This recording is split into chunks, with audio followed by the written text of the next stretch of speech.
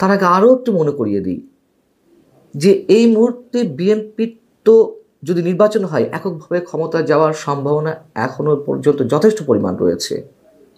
5 আগস্টের পরে যদি কোনো নির্বাচন হতো 3 মাসের মধ্যে, অবশ্যই বিএনপি 200 থেকে 230, 40, 50টা আসন পেত। অস্বাভাবিক ছিল না। এখন নির্বাচন হলে কি সেটি হবে? নিশ্চয় না। বাস্তবতা হচ্ছে দিনে দিনে বিএনপির জনপ্রিয়তা কমছে এবং সেই জনপ্রিয়তাগুলো আওয়ামী লীগের দিকে হাওয়া নিয়ে যাচ্ছে। কেন কমছে আমরা সবাই জানি। তৃণমূল পর্যায়ে বিএনপি নেতাকর্মীদের চাঁদাবাজি, দখলবাজি, সন্ত্রাসী কর্মকাণ্ড। নিশ্চয়ই বিএনপিকে নিয়ে মানুষ যা ভেবেছিল ক্ষমতায় আসা আগেই সেই মোহভঙ্গ এর মধ্যে হতে শুরু করেছে। তারপরও এই মুহূর্তেও নির্বাচন হলে বিএনপি এককভাবে ক্ষমতায় যাওয়ার যোগ্যতা রাখে বা ক্ষমতা রাখে। তাহলে প্রশ্ন, কেন এনসিপিকে নিয়ে ভাবতে হচ্ছে? এ কারণেই ভাবতে হচ্ছে আমার মতে, নির্বাচন না হওয়া নিয়ে মানুষের মধ্যে একটা ধারণা প্রতিষ্ঠিত হয়েছে। নির্বাচন অনুষ্ঠান নিয়ে যথেষ্ট পরিমাণ সন্দেহ, সংশয় তীব্র থেকে আরও তীব্রতর হচ্ছে। এর কারণ মূলত জামাত এবং এনসিপি। তারা তো নির্বাচন হতে দিতে চাইছে না। যতই বলুক নতুন রাজনৈতিক বন্দোবস্ত তারা করতে চায়, এই সংস্কার সেই সংস্কার, সব ভাওতাবাজি, সবই হচ্ছে ক্ষমতা কেন্দ্রিক রাজনীতির অংশ। এবং তারা নির্বাচন না করেই ক্ষমতার স্বাদ লাভ করছে।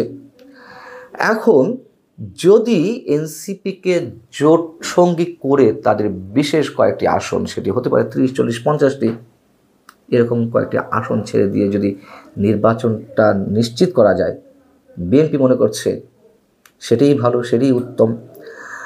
আরেকটি হিসেব হতে পারে, বিএনপি হয়তো ধরে নিয়েছে রাজনৈতিক সমীকরণ কোন দিকে যেতে পারে তার কোনো নিশ্চয়তা যেহেতু নেই, শেষমেশ হয়তো আওয়ামী লীগকে নিয়েই নির্বাচন অনুষ্ঠান করা লাগতে পারে।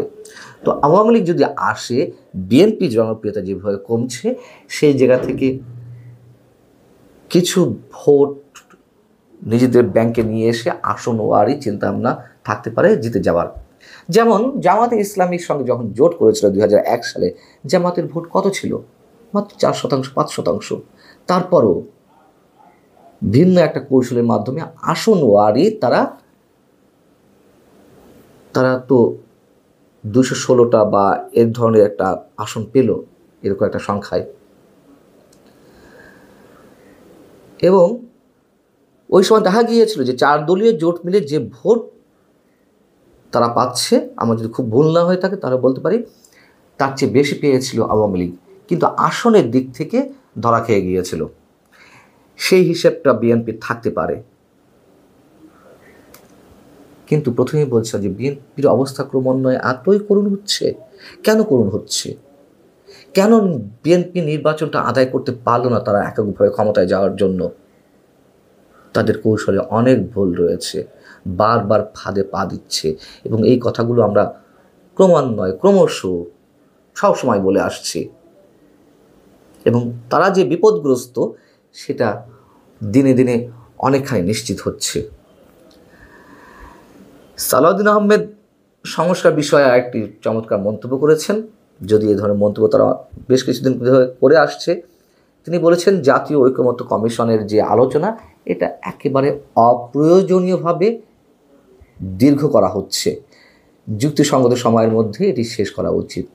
বাস্তবতা এটাই যে এই সংস্কার নাটক চলছে, এটা স্রেফ মানুষের সঙ্গে প্রতারণা করা হচ্ছে সময় ক্ষেপণের জন্য। এর বাইরে তো কত ধরনের কথিত সমস্যা হয়ে যাচ্ছে।